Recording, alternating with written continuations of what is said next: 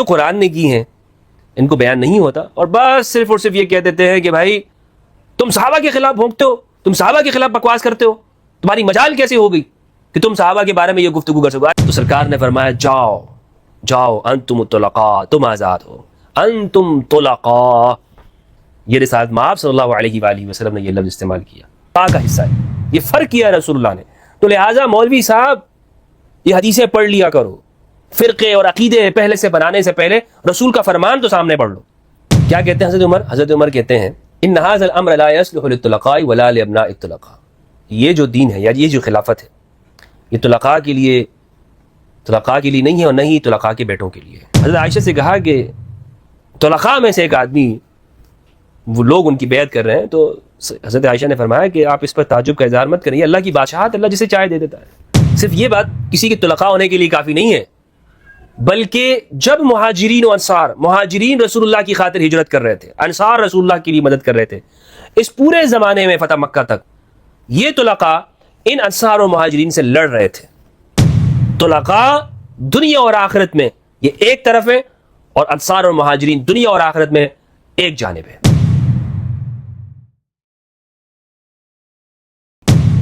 یعنی انصار کس تک آپ ان کو شامل کریں گے؟ تو یہاں پہ مدینہ کا ایک جو پورا ٹائم ہے وہ ہمارے علماء نے مقرر کیا ہے۔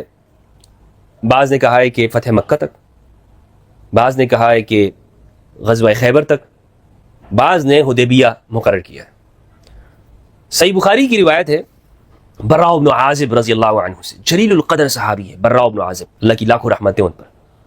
وہ لوگوں سے کہا کرتے تھے کہ تم لوگ تو فتح مکہ کو فتح سمجھتے ہو، ہاں فتح مکہ تو فتح ہے، لیکن ہم صحابہ صلح حدیبیہ کو فتح سمجھتے ہیں۔ اللہ اکبر۔ اس کی کیا وجہ؟ اس کی وجہ یہ ہے کہ صلح حدیبیہ کے موقع پر ہی استقامت کا معلوم ہوا کہ کس شخص کے اندر کتنی رسول کے ساتھ اسے نسبت حاصل ہے کہ وہ رسول کی فکر کے قریب ہوتا جا رہا ہے۔ جتنا رسول کی فکر کے قریب ہوگا اسے یہ سمجھ میں آئے گا کہ ہاں رسول صلح کیوں کر رہے ہیں، اور اتنی کمزور جگہ کے اوپر، حالانکہ وہ طاقت میں ہے لیکن اتنی کمزور شرائط کے اوپر اپنے آپ کو، اپنے سیاسی جو جگہ ہے اسے آپ نے بالکل اس جگہ پہ رکھ دیا۔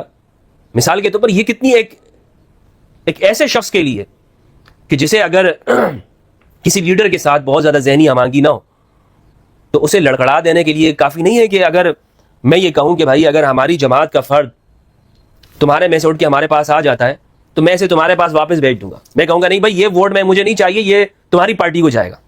تو میرے جو افراد میں جو لوگ موجود ہیں میری جماعت میں، اگر وہ میرے ساتھ وابستہ نہیں ہوں گے، میرے ساتھ وہ زیادہ ہی میری فکر کے قریب نہیں ہوں گے، تو ان کے ساتھ کیا ہو جائے گا؟ اللہ اکبر، یہ بہت زیادہ، یعنی ایک عام لیڈر کی میں بات کروں، اور اس موقع پر حدیبیہ کا موقع آپ دیکھیں کہ اگر اس جگہ پر اگر کسی کو یہ اس کے ذہن میں آ جاتا ہے تو پھر لوگوں کو معلوم ہو جائے گا، تو اس لیے اس کی بھی تربیت ہونی ہے۔ اگر ایسا کسی کے ذہن میں آ جاتا ہے تو اس کی بھی رسول اللہ صلی اللہ علیہ وآلہ وسلم تربیت کر دیں گے۔ یہ فطرت کے خلاف نہیں ہے، لیکن ایسا ہو سکتا ہے، ایسا ہو سکتا ہے، اور اگر کہیں ہوا ہے تو رسول اللہ نے اصلاح کی ہے، اور باقاعدہ اس شخص کے لیے ایک موقع بنا ہے کہ آگے وہ اپنی اصلاح کر لے۔ تو صلح حدیبیہ وہ جگہ ہے کہ جس میں صحابہ کرام رضوان اللہ علیہم، انصار صحابہ میں ایک جگہ کی ہمارے نزدیک ایک واضح تعیین کرتی ہے، یا ہم اس میں کامیاب ہو سکتے ہیں کہ اس میں بتا سکیں کہ حدیبیہ تک جو انصار کا جو ٹائٹل ہے وہ ایک خاص مقام رکھتا ہے۔ جیسے ہم واضح کر سکتے ہیں کہ انصاری صحابی یہ اس جگہ تک اگر کسی شخص نے ساتھ دیا ہے اور یا اس مقام پر اس نے اسلام قبول کیا ہے اخلاص کے ساتھ اور ایمان لایا ہے، بدر میں شرکت کی ہے، بدر میں اگر نہیں ہے تو احد میں نظر آ رہا ہے، احد میں نہیں ہے تو وہ خیبر میں تو کم از کم ہے، خیبر میں اگر نہیں ہے تو پھر یہ نہیں ہم کہہ سکتے کہ جناب اس کے بعد پھر، کیونکہ اس کے بعد حدیبیہ کے بعد قرآن کہتا ہے کہ یدخلون فی دین اللہ افواجا، اب فوج در فوج لوگ آ رہے ہیں، تو پھر اس میں قرآن نے اسی لیے اس کے لیے یہ کہا ہے کہ اگلا ٹائٹل بیان کیا ہے والذین اتبعوہم بإحسان، یعنی بنیادی طور پر صحابہ میں جو رسول کے زمانے کے اندر مومنین موجود ہیں، قرآن نے یہ دو کیٹیگریز رکھی، سابقون اولون، مہاجرین، انصار، یہ تین۔ اور اب جو بعد میں لوگ آ رہے ہیں، اب حدیبیہ کے بعد جو لوگ آ رہے ہیں ان کا کیا کرنا ہے؟ کیا ان کا ایمان قبول نہیں ہے؟ نہیں، بالکل ان کا ایمان قبول ہے، ان کا ایمان قبول کیا جائے گا، وہ بھی رسول اللہ کے جانثاروں میں شامل ہو سکتے ہیں، وہ بھی اسی طرح ان کے لیے درجات ان کو مل سکتے ہیں، جنت کے مستحق ہو سکتے ہیں بلا شک و شبہ، رسول کا کلمہ پڑھنے والے. لیکن ان کے لیے شرط رکھتی، ان کے لیے شرائط یہ تھی کہ یہ رسول اللہ کی اطاعت کریں، ہجرت کریں، نصرت کریں، انفاق فی سبیل اللہ کریں، تو اس طرح ان کے درجات بلند ہوتے رہیں گے مہاجرین اور انصار کے. یہ جو لوگ ابھی آ رہے ہیں تو ان کے لیے اب یہ وہ کلاس ہے کہ ان کے لیے جو نمونہ اور رول ماڈل رکھا ہے تو وہ یہ صحابہ ہے. اس کی مثال بالکل ایسے ہے کہ جیسے ہماری کلاس کے اندر طلبہ شریک ہوئے، 10 افراد شریک ہوئے، 10 اسٹوڈنٹ ہیں، 20 اسٹوڈنٹ ہیں ہمارے، اور انہوں نے لیکچر حاصل کیا، تعلیم حاصل کی اور یہاں سے چلے گئے. اب کوئی کلاس ہماری ختم ہوتی ہے 12 بجے. 12 بجے کے بعد کچھ لوگ آتے ہیں، دروازے پہ کھڑا ہو جاتے ہیں اور کہتے ہیں ہمدرد صاحب ہم آپ سے پڑھنا چاہتے ہیں. تو میں ان کو کہوں گا کہ بھائی اب تو 9 سے 12 تک ہماری کلاس تھی، اب تو ٹائم نہیں ہے، ختم ہو گیا، تم کل آنا. یا ایسا کرو کہ 9 سے 12 تک جنہوں نے میرے سے پڑھ لیا ہے ان کے پاس جاؤ. تو 9 سے 12 تک جو ہماری کلاس میں موجود جو پہلے سے لوگ آئے تھے، جو بعد میں آنے والے لوگ ہیں، میں کہوں کہ بھائی ان سے سیکھو. آپ اگر تم نے سیکھنا ہے، اب یہ کورس ختم ہو چکا ہے، اب جو تم نے سیکھنا تھا، جو ٹائم تھا، جتنا بھی تھا، وہ یہ پیریڈ تھا، وہ اس زمانے کے اندر تم نے اسے سیکھنا تھا، وہ تم نے حاصل کرنا تھا، وہ تم نے حاصل نہیں کیا. تو اب میرے پاس تو چونکہ اور ٹائم ہے اور وقت ہے، یا میری زندگی پوری ہو گئی ہے، یا یہ کورس مکمل ہو چکا ہے، تو اگر تم اسے پڑھنا چاہتے ہو تو جو میرے پہلے کے جو شاگرد ہیں تم ان سے تعلیم حاصل کرو. تو بعد میں آنے والوں کے لیے میں رول ماڈل تو ہر ایک کے لیے، مطلب تمام اسٹوڈنٹس کے لیے میں برابر ہوں. لیکن میں ان سے کیا کہوں گا کہ بھائی پہلے ان کے ساتھ تو بیٹھو، تم پہلے ان کے ساتھ بیٹھو. تو یوں سمجھ لیں کہ رسول اللہ صلی اللہ علیہ وآلہ وسلم نے، میں بلا تشبیہ یہ مثال آپ کے سامنے پیش کر رہا ہوں، بغیر کسی تشبیہ کے، صرف اس لیے کہ میں اس بات کو مزید واضح کر سکوں کہ قرآن مجید کی اس آیت کے اندر کتنا گہرا فلسفہ ہے، کتنی گہری. یعنی قرآن کی ایک ایک آیت، ایک ایک لفظ کے اندر جب ہم اس کے ساتھ چلتے ہیں تو وہ آپ کو پوری تاریخ اس کے ساتھ چلے گی. ایسا نہیں ہوگا کہ آپ صرف یہ بیان کر دیں کہ وَالسَّابِقُونَ الْأَوَّلُونَ مِنَ الْمُهَاجِرِينَ وَالْأَنصَارِ، جو پہلوں میں پہل آئے مہاجرین ہیں اور انصار ہیں، اور جو بعد میں آئے سب سے اللہ راضی ہے. دیکھو سب سے اللہ راضی ہے، ایسا نہیں ہوگا میرے بھائی. آپ کو وہ بیان کرنا ہوگا کہ یہ پس منظر کیا ہے، یہ کیوں اس طرح یہ آیت ہوئی ہے، اس آیت کے اندر یہ لفظ کو کیوں استعمال کیا گیا ہے. تو وَالَّذِينَ اتَّبَعُوهُم بِإِحْسَانٍ، جو بعد میں لوگ آئے ہیں، جو حدیبیہ کے بعد آ رہے ہیں، فتح مکہ کے بعد آ رہے ہیں، ان سے اللہ راضی ہے. لیکن ان کے لیے کرنا کیا ہے، ان کو کرنا یہ ہے، ایک تو یہ ہے کہ یہ اپنے آگے جن لوگوں کو دیکھیں گے وہ مہاجر اور انصار صحابہ کو دیکھیں گے. رسول اللہ کی ذات تو بہت بلند و بالا ہے، انہیں تو پہلے ان انصار اور مہاجرین کے قدموں میں بیٹھنا ہے، ان سے درس حاصل کرنا ہے. یہ اہل سنت عقائد کے مطابق میں آپ سے بات کر رہا ہوں کہ یہ پہلے تو ان کو دیکھیں نا، یہ جو بعد میں آنے والے لوگ ہیں. سمجھ میں آ رہی نا بات؟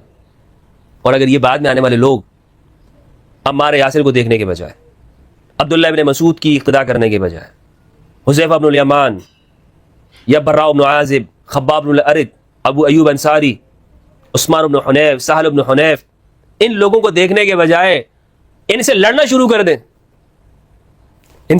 کر دیں، تو اتباع احسان ہے. تو پہلی شرط کیا ہے کہ یہ جو بعد میں آنے والے لوگ ہیں یہ دیکھیں گے کہ مہاجر اور انصار کہاں پہ کھڑے ہوئے ہیں، مہاجر و انصار کی اقتداء کرنی ہے ان لوگوں کو. اور دوسرا یہ کہ اقتداء میں احسان ہونا چاہیے، احسان، بے احسان، زندگی میں احسان ہو، ظلم نہیں ہونا چاہیے. اگر ظلم ہوا زندگی میں، یہ 2 شرائط لگائی ہیں قرآن نے یہاں پہ. بعد میں آنے والے لوگ ہیں، ان کو دیکھیں گے، مہاجر و انصار صحابہ کو. اب آپ اس مطابق اس قرآن کی آیت کو دیکھ لیں، آپ کو ساری بات واضح ہو جائے گی کہ یہ جو شروع کے لوگ ہیں یہ کس مقام پر ہیں، اور جو بعد میں آنے والے ہیں یہ ان کے فالوور ہیں. یہ شروع کے لوگ رسول کے فالوور ہیں، اور یہ لوگ یہ ان کے فالوور ہیں. آئی سمجھ بات؟ رضی اللہ عنہم ورضوا عنہ، اللہ ان سے راضی ہے، یہ اللہ سے راضی ہے. اب ہوتا کیا ہے ہمارے ہاں ہوتا یہ ہے کہ ان کیٹیگریز کو نہیں کیا جاتا جو قرآن نے کی ہیں، ان کو بیان نہیں ہوتا، اور بس صرف اور صرف یہ کہہ دیتے ہیں کہ بھائی تم صحابہ کے خلاف بھونکتے ہو، تم صحابہ کے خلاف بکواس کرتے ہو، تمہاری مجال کیسے ہو گئی کہ تم صحابہ کے بارے میں یہ گفتگو کر سکو. ارے بھائی کس نے صحابہ کے خلاف بات کی ہے؟ ہم تو آپ کو قرآن مجید کی آیات سمجھا رہے ہیں کہ جس طرح قرآن ہے اسی طرح سمجھو، جیسا قرآن ہے اسی طرح قرآن کو سمجھو. یہ نہ کرو کہ اپنی مرضی کے مطابق تو تم یہ فتوے دیتے رہو، اپنی مرضی کے مطابق تم آیات کی تشریح کرتے رہو. تمہیں کیا حق کس جگہ سے پہنچتا ہے؟ یہاں پر میں نے آپ کے سامنے قرآن مجید کی آیت کی روشنی میں ان ٹرمینالوجیز کو بیان کیا، اصطلاحات کو بیان کیا ہے. میرے خیال میں ہاں جو ہمارا عنوان ہے صحابیت کی ڈیفینیشن، ابھی اور اس میں بہت ساری باتیں ہیں کہ قرآن نے رسول کے متبعین کے لیے کیا لفظ استعمال کیا ہے. بہت طویل موضوع ہے یہ، اور میں اس حوالے سے گفتگو کی دعوت بھی کئی محترم علماء کو دے چکا ہوں کہ اس موضوع پر گفتگو کرتے ہیں. یہ صرف اور صرف یہ فرقہ وارانہ موضوع نہیں ہے، اس پر گفتگو ہو اور پتہ چلے کہ قرآن کس کے ساتھ ہے، اور جو ہم نے اپنی عصبیتوں کے مد نظر رکھتے ہوئے جو چیزیں ہم نے بنائی ہوئی ہیں وہ قرآن سے کس حد تک مخالف ہیں. بہرحال دوسری یعنی صحابیت کی ڈیفینیشن کسی حد تک وہ میں آپ کے سامنے کر چکا ہوں قرآن کی روشنی میں. تابعی یہاں پر واضح ہو گیا. ہمیں اردو زبان کی کتابوں میں کیا بتایا جاتا ہے؟ صحابی وہ ہوتا ہے جس نے رسول اللہ کو ایمان کی حالت میں دیکھا ہو. تابعی وہ ہوتا ہے کہ جس نے صحابی کو ایمان کی حالت میں دیکھ لے. اور پھر اور کیا ہے؟ صحابی، تابعی، ولی. یہ دو زیادہ میرے خیال میں ہمارے یہاں مشہور تعریف ہے، صحابی اور تابعی کی. آپ کسی مولانا صاحب سے بھی پوچھ لیں، کسی مولوی صاحب سے بھی، تابعی کسے کہتے ہیں؟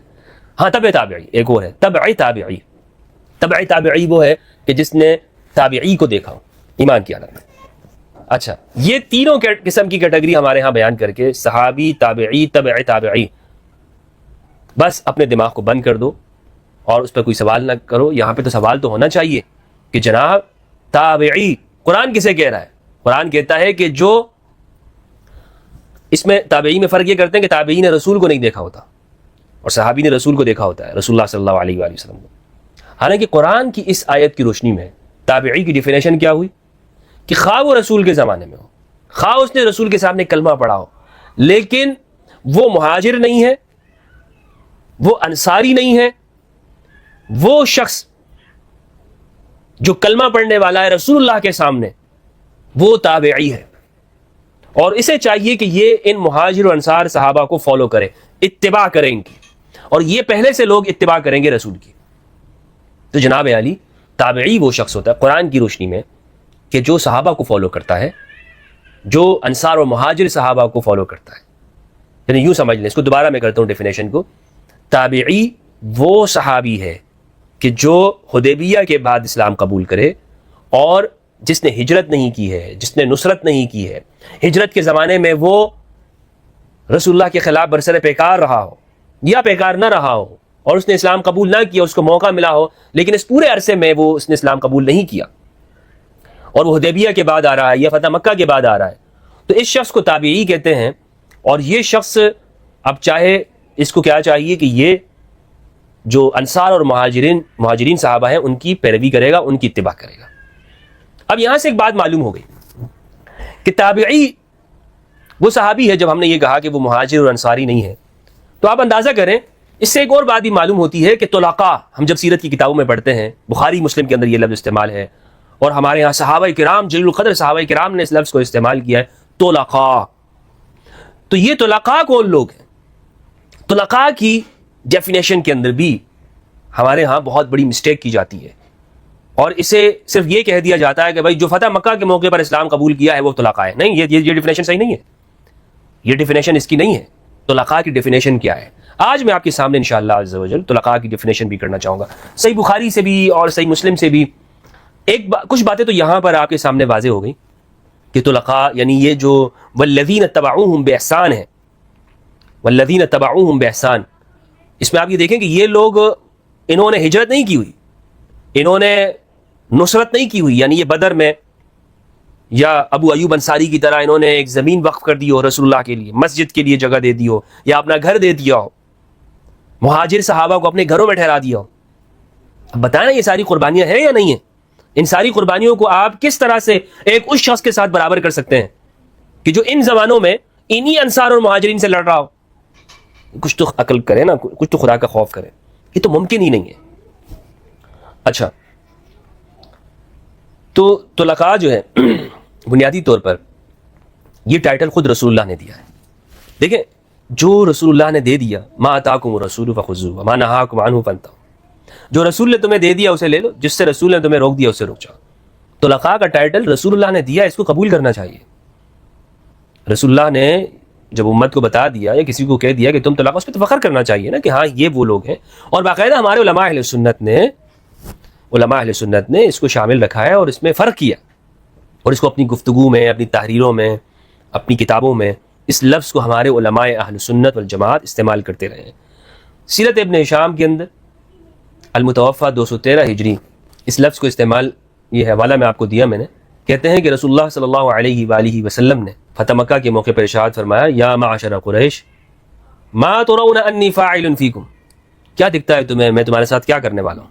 جب ان لوگوں کو مسجد میں جمع کیا، ان لوگوں کو ایک جگہ پہ جمع کر دیا سب کو کہ جاؤ ایک جگہ جمع ہو جاؤ تاکہ سارے اکٹھے ہو جائیں، اور پھر ان کو ایک خطاب کیا رسول اللہ نے، تمہیں کیا لگتا ہے کہ میں تمہارے ساتھ کیا کرنے والا ہوں؟ قالوا خیرا، تو سب نے کہا آپ ہمارے ساتھ بھلائی کرنے والے ہو. اخ کریم وابن اخ کریم، آپ ایک معزز رحم کرنے والے انسان ہیں، آپ ابو طالب یعنی جو کہ کریم تھے، آپ ان کے بیٹے ہیں. تو قال، یا جناب عبداللہ ان کے بیٹے ہیں. قال اذهبوا فانتم الطلقاء، تو سرکار نے فرمایا جاؤ جاؤ انتم الطلقاء، تم آزاد ہو، انتم طلقاء. یہ رسالت مآب صلی اللہ علیہ وآلہ وسلم نے یہ لفظ استعمال کیا. میں نے آپ کو بتایا کہ طلقاء کی اب ڈیفینیشن کیا ہے، یہ سمجھنا ضروری ہے. طلقاء کسے کہتے ہیں؟ طلقاء صرف وہ نہیں ہے جو فتح مکہ پر اسلام قبول. جب ہم طلقاء کا لفظ استعمال کرتے ہیں تو کچھ افراد کہتے ہیں جناب ام ہانی بھی طلقاء میں سے، جناب عباس بھی. خدا کے بندو، طلقاء وہ ہیں کہ جو فتح مکہ پر بھی اسلام قبول کر رہے ہیں. صرف یہ بات کسی کی طلقاء ہونے کے لیے کافی نہیں ہے، بلکہ جب مہاجرین و انصار، مہاجرین رسول اللہ کی خاطر ہجرت کر رہے تھے، انصار رسول اللہ کے لیے مدد کر رہے تھے، اس پورے زمانے میں فتح مکہ تک یہ طلقاء ان انصار و مہاجرین سے لڑ رہے تھے. یہ ہے نمبر 1 طلقاء کی ڈیفینیشن میں بنیادی بات، اس کو گول کر جاتے ہیں. نمبر 2، پھر ان لوگوں کو کہ جو فتح مکہ کے موقع پر اسلام قبول کیا، طلقاء کو رسول اللہ نے حنین کے مال میں سے، غزوہ حنین کے مال میں سے، مال غنیمت میں سے حصہ دیا.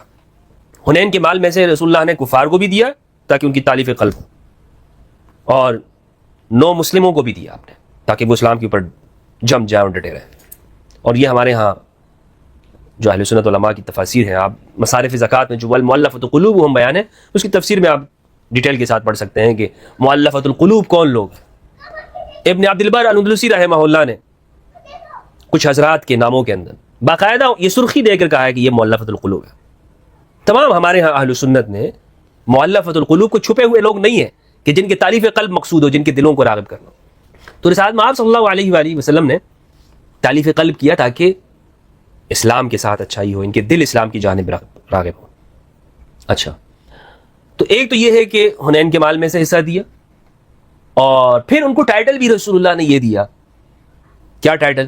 کہ یہ طلقاء ہے. اور ایک اور بات کہ فتح مکہ جو ہوئی ہے نا، فتح مکہ یہ باقاعدہ غزوہ ہے، ہمارے علماء نے اس کو غزوے میں شمار کیا ہے، اور اس میں لوگ گرفتار ہوئے ہیں، قیدی ہوئے ہیں باقاعدہ، لیکن ان کو یوں سمجھ لیں کہ ان کو غلام نہیں بنایا گیا، ان کو چھوڑ دیا گیا. تو ایسے لوگوں کو طلقاء کہا جاتا ہے. یہ پوری ڈیفینیشن ہے. کیوں اس کو بس صرف طلقاء کا لفظ استعمال کر لیا جو فتح مکہ پر اسلام قبول کیا؟ نہیں بھائی، اس کے پیچھے پوری ایک پس منظر ہے اس لفظ کا، اور اس پر آپ تفصیل اگر آپ نے دیکھنی ہو جو شرح التحاوی ہے، اس میں آپ دیکھیں کہ بڑی تفصیل کے ساتھ انہوں نے لکھا ہے کہ یہ کون لوگ ہیں.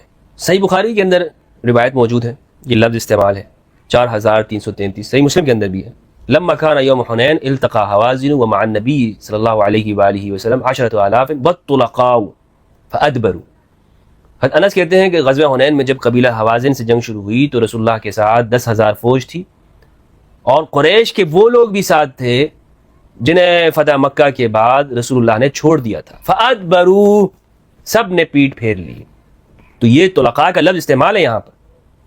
اور پھر آگے یہ دیکھیے، یہ روایت بڑی اہم ہے اس لفظ کو سمجھنے کے لیے اور ان لوگوں کے لیے. رسول اللہ نے فرمایا اے انصاریو، انہوں نے جواب دیا کہ ہم حاضر ہیں. یا رسول اللہ، آپ کے ہر حکم کی تعمیل کے لیے ہم حاضر ہیں. ہم آپ کے سامنے، آپ اپنی سواری سے اتر گئے، آپ نے فرمایا میں اللہ کا بندہ ہوں، اس کا رسول ہوں. مشرکین کی ہار ہو گئی. جن لوگوں کو آپ نے فتح مکہ کے بعد چھوڑ دیا تھا، یعنی طلقاء اور مہاجرین کو نبی کریم نے دیا مال غنیمت میں سے، لیکن انصار کو کچھ نہیں دیا. انصار صاحب اس پر انصار صحابہ میں سے بعض نے اپنے غم کا اظہار کیا، رسول اللہ آپ نے ہمیں کچھ نہیں دیا. تو سرکار نے فرمایا کہ تمہارے لیے کیا یہ کافی نہیں ہے کہ لوگ تو مال لے جائیں اور تم محمد کو اپنے گھر میں لے جاؤ صلی اللہ علیہ وآلہ وسلم، یعنی میں تمہارے ساتھ چلا جاؤں، میں تمہارا حصہ بن جاؤں، میں تمہارا شریک بن جاؤں. اللہ اکبر. صحیح بخاری کے اندر موجود ہے کتاب المغازی.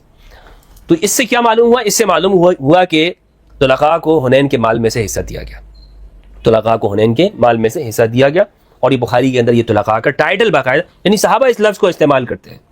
صحابہ کے اندر ایک پہچان موجود ہے کہ بھائی یہ لوگ یہ ہیں، طلقاء بھی موجود ہیں اس سوسائٹی کے اندر. حضرت عمر کو تو باقاعدہ طلقاء کے بارے میں ایک موقف تھا حضرت عمر کا. حضرت عمر کہا کرتے تھے کہ یہ جو خلافت کا معاملہ ہے نا، اس میں نہ طلقاء کا کوئی حق ہے نہ طلقاء کے بیٹوں کا کوئی حق ہے. اور یہ طبقات کے اندر موجود ہے. میں نے آپ کو بتایا کہ ہمارے احناف کے جلیل القدر علماء ہیں، شرح مختصر التحاوی اس کے اندر یہ موجود ہے. اور رازی رحمہ اللہ نے اس پر جو تشریح کی ہے وہ تشریح دیکھنے کے قابل ہے. کیا کہتے ہیں حضرت عمر؟ حضرت عمر کہتے ہیں ان هذا الامر لا يصلح للطلقاء ولا لابناء الطلقاء. یہ جو دین ہے یا یہ جو خلافت ہے یہ طلقاء کے لیے نہیں ہے اور نہ ہی طلقاء کے بیٹوں کے لیے. یہ حضرت عمر کا موقف تھا. اور حضرت عمر کا یہ اس موقف خود ان کی وجہ سے نہیں بنا، بلکہ یہ غدیر خم میں آپ نے اکثر سنا ہوگا کہ غدیر خم کے بارے میں کہتے ہیں کہ صرف مہاجرین و انصار اس موقع پہ موجود تھے اور شام کے لوگ چلے گئے تھے. تو وہ اس لیے ہے کہ رسول اللہ نے مہاجرین و انصار ان کے سامنے علی کی بیعت کا اعلان کرا. اصل میں بیعت کرانی بھی انہی لوگوں سے تھی، مہاجرین و انصار سے کرانی تھی. شام والوں کا وہ تو ان مہاجرین و انصار کے عمل کے پیچھے چلیں گے، ان کو دیکھیں گے کہ بھائی یہ کیا جا رہے ہیں، یہ کیا کر رہے ہیں. تو اسی لیے حضرت عمر رضی اللہ عنہ بھی کہتے ہیں کہ یہ جو خلافت کا معاملہ ہے اس میں طلقاء کا کوئی حق نہیں ہے، نہ ہی ان کے بیٹوں کا کوئی حق ہے. اچھا، ابن حجر عسقلانی رحمہ اللہ نے بھی الاصابہ میں جلد 4 صفحہ 80 میں اس کو ذکر کیا. یہ لفظ اتنا مشہور تھا، مستعمل تھا، ہر ایک کی زبان کے اوپر یہ ہوتا تھا یہ مہاجر صحابی ہے، یہ انصار صحابی ہے، یہ طلقاء، یہ طلیق ہے یا یہ طلیق کا بیٹا ہے. یہ بہت مشہور تھا. یہ اس زمانے کے اندر ایک یوں سمجھ لیں پہچان بن گئی تھی. یعنی شناختی کارڈ کے اوپر لکھا ہوتا تھا کہ یہ اس کا جو درجہ ہے وہ کیا ہے. تو وہ طلقاء یا ابناء الطلقاء، یہ اتنا مشہور تھا. یہ مہاجر صحابی، یہ انصاری صحابی ہے، یہ طلقاء میں سے. اچھا، محمد بن حنفیہ نے اس لفظ کا استعمال کیا ہے. طبقات الکبریٰ میں ابن سعد المتوفیٰ 230 ہجری انہوں نے لکھا ہے، جلد 7 صفحہ 110. عبد الملک بن مروان نے خط لکھا تھا محمد بن حنفیہ کو. خط میں اس نے لکھا من عبد الملک امیر المؤمنین الى محمد بن علی. اپنے نام کے آگے امیر المؤمنین کا استعمال کیا عبد الملک بن مروان نے. فلما نظر الى عنوان الصحیفہ، جب محمد بن حنفیہ نے وہ صحیفے کا عنوان دیکھا، خط کا عنوان اس کے اوپر لکھا ہوا تھا کہ کس کی طرف سے آیا ہے، ٹائٹل کیا ہے، قال انا للہ وانا الیہ راجعون. تو محمد بن حنفیہ نے کہا انا للہ وانا الیہ راجعون. الطلقاء ولعنا رسول اللہ علی منابر الناس والذی نفسی بیدہ انہا لامور لم یقر قرارہا. یہ طلقاء یہ رسول اللہ کے ممبروں پہ بیٹھے ہوئے ہیں، ان کو یہ حق پہنچتا ہے کہ یہ اپنے نام کے آگے امیر المؤمنین کا لفظ استعمال کریں. ام المؤمنین حضرت عائشہ رضی اللہ عنہا، ان کے سامنے بھی یہ لفظ کسی نے استعمال کیا، بلکہ وہ آپ کا جو رویہ تھا اس لفظ کے حوالے سے تو وہ بھی بڑا دیکھنے کے قابل ہے. مصنف ابن ابی شیبہ کی روایت ہے 3032,572. ابی اسحاق روایت کرتے ہیں اسود سے، وہ کہتے ہیں قلت لعائشہ رضی اللہ عنہا ان رجلا من الطلقاء يبايع له يعني معاویہ قالت یا بنی لا تعجب هو ملک اللہ یؤتیہ من یشاء. اسود کہتے ہیں کہ میں نے حضرت عائشہ سے کہا کہ طلقاء میں سے ایک آدمی، وہ لوگ ان کی بیعت کر رہے ہیں، تو حضرت عائشہ نے فرمایا کہ آپ اس پر تعجب کا اظہار مت کریے، اللہ کی بادشاہت اللہ جسے چاہے دے دیتا ہے، اللہ جسے چاہے دے دیتا ہے. صحابہ میں طلقاء کو طلقاء ہی کہتے تھے. مصنف ابن ابی شیبہ 36,340. مجاہد سے روایت ہے، وہ کہتے ہیں کان صفوان بن امیہ من الطلقاء، صفوان بن امیہ طلقاء میں سے تھے. اور فاتا رسول اللہ صلی اللہ علیہ وآلہ وسلم فاناخ راحلتہ. پھر آگے واقعہ بیان کی. یعنی شخصیات کی پہچان وہ اس طور پر کرتے تھے کہ یہ شخص کیا ہے، یہ شخص کیا ہے. تو صفوان بن امیہ کی پہچان تھی باقاعدہ طلقاء سے. الجامع فی الحدیث عبداللہ ابن وہب بن مسلم القرشی المتوفى 197 ہجری دوسری صدی کے عالم ہیں وہ، انہوں نے روایت کی، فرماتے ہیں کہ جریر بن عبداللہ سے روایت ہے کہ رسول اللہ نے فرمایا المہاجرون والانصار بعضهم اولیاء بعض فی الدنیا والآخرہ الطلقاء من قریش والعتقاء من ثقیف بعضهم اولیاء بعض فی الدنیا والآخرہ. یہ باقاعدہ رسول اللہ نے مہاجر اور انصار کو ایک حصہ شمار کیا ہے، اور طلقاء قریش کے طلقاء اور ثقیف کے عتقاء جن کی گردنیں آزاد کر دی گئی، ثقیف کے عتقاء کو رسول اللہ نے ایک کیٹیگری شمار کیا. یعنی یہ باقاعدہ حلف ہیں. جیسے ہم آج کے زمانے میں اگر کسی کو اپنا حصہ بناتے ہیں نا، پارٹی بناتے ہیں یا اپنے ساتھ شامل کرتے ہیں، تو رسول نے فرمایا کہ انصار کے جو حصہ ہے نا وہ مہاجر صحابہ ہے، اور جو طلقاء ہیں یہ عتقاء کا حصہ ہے. یہ فرق کیا ہے رسول اللہ نے. تو لہٰذا مولوی صاحب یہ حدیثیں پڑھ لیا کرو، فرقے اور عقیدے پہلے سے بنانے سے پہلے رسول کا فرمان تو سامنے پڑھ لو. اس آدمی آپ کا کیا فرمان ہے؟ بس بنا دیے اپنی جانب سے، تم صحابہ پہ تنقید کرنے والے، تم کون ہوتے ہو، تمہاری کیا مجال ہے. یہ باتیں ساری آپ بعد میں کیجئے گا، یہ ساری گفتگو آپ کی ہم مان لیں گے، لیکن سرکار کا فرمان تو ہمیں دکھاؤ نا کہ سرکار کا فرمان کیا کہتا ہے، رسول اللہ کا فرمان کس کے ساتھ ہے. مولوی صاحب صرف اپنی آواز اونچی کر کے ہمیں مت ڈرایا کرو، صرف اپنی آواز، ہاں کہ یہ بدبخت ہو گئے ہیں، یہ لوگ ہو گئے ہیں، یہ مسلمانوں میں تفریقہ تم نے ڈالا ہے، مسلمانوں کو ڈیوائڈ تم نے کیا، تقسیم تم نے کیا، کہ رسول کا فرمان لوگوں کو نہیں بتایا. تو سرکار نے کیا فرمایا کہ مہاجرین اور انصار یہ ایک ساتھ ہیں. اور یہ حق بھی یہی ہے کہ یہ مہاجرین اور انصار ایک دوسرے کو زیادہ سمجھنے والے ہیں، ایک دوسرے کے ساتھ رہے ہیں، ایک دوسرے کے ساتھ. آپ دیکھیں کہ کتنا اہم موڑ تھا ثقیفہ، لیکن اس موقع پر بھی قریب تھا کہ تلواریں نکل چکی تھی، لیکن وہ آپس میں ٹکرائی نہیں. کیا وجہ تھی؟ اس لیے کہ وہ اسلام کے قریب رہے تھے، ایک دوسرے کے ساتھ مل کر انہوں نے رسول اللہ کا ساتھ دیا تھا جنگوں کے اندر، بدر، احد، خیبر، احد، خندق کے اندر. وہ آپس میں کیسے لڑ سکتے تھے؟ وہاں پہ معاملہ کچھ اور ہو گیا تھا، اہم ہو گیا تھا، کیونکہ یہ بہت قریب ہے. تو رسول اللہ نے فرمایا یہ ایک دوسرے کے الائی ہیں، یہ ایک دوسرے کے ساتھ ساتھ ہیں، یہ نہیں لڑیں گے. اور جو طلقاء اور عتقاء ہیں، طلقاء قریش کے طلقاء اور ثقیف کے عتقاء، یہ ایک ساتھ ہیں، یہ ہمیشہ ایک ساتھ رہیں گے، ان کی ساری پارٹی ایک ساتھ رہے گی، دنیا میں بھی اور آخرت میں بھی. اللہ اکبر. دنیا میں بھی اور آخرت میں بھی طلقاء دنیا اور آخرت میں یہ ایک طرف ہے، اور انصار اور مہاجرین دنیا اور آخرت میں ایک جانب ہے. جنت میں بھی انصار و مہاجر ایک سمت میں ہوں گے اور طلقاء دوسری سمت میں ہوں گے. یہ رسول اللہ نے فرمایا صلی اللہ علیہ وآلہ وسلم. یہ ہے جناب اصل میں یہ پورا معاملہ کہ ہم یہ اس کی تفریق نہیں کر پاتے ہیں صحابی، تابعی اور طلقاء کی ڈیفینیشن میں. ابھی یہاں پر ایک بہت بڑا حصہ باقی ہے جسے ہم نے صحابیت کی ڈیفینیشن کے اندر سمجھنا ہے، اور کوشش کرنی ہے کہ لوگوں تک اس بات کو بتا سکیں، پہنچا سکیں، اور تاکہ یہ جو مسلمانوں میں ایک دوسرے پر الزام لگانے والی جو کیفیت ہے اس کا خاتمہ ہو سکے. السلام علیکم ورحمۃ اللہ وبرکاتہ.